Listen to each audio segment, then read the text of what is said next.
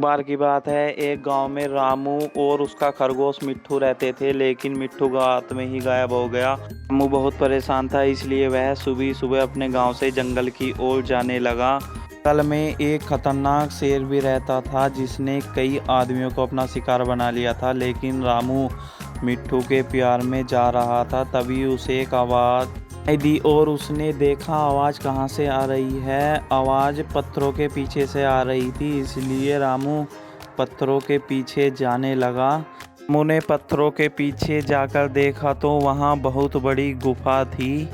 उस गुफा के चारों ओर रामू देखने लगा, तभी उसे उसके मिट्ठू की आवाज़ सुनाई दी और वह उसके बाद फिर दौड़कर उस गुफा की तरफ गया। रामू के दोस्त मिट्ठू की वहाँ बहुत तेज चिल्लाने की आवाज़ आ रही थी। रामू गुफा के अंदर आया और उसने देखा मेरा मिट्ठू तो यहाँ बैठा है। रामू ने मिट्ठू से पूछा कि तुम कल रात से कहाँ चले गए थे। मिट्ठू रोकर कहता है, मैं तो जंगल में गाजर खाने आया था, लेकिन एक जंगली शेर मुझे पकड़कर यहाँ अपनी गुफा में ले आया और कह रहा था चलो शाम का भोजन तो हो गया है और थोड़ा सा भोजन और कर लेता हूँ।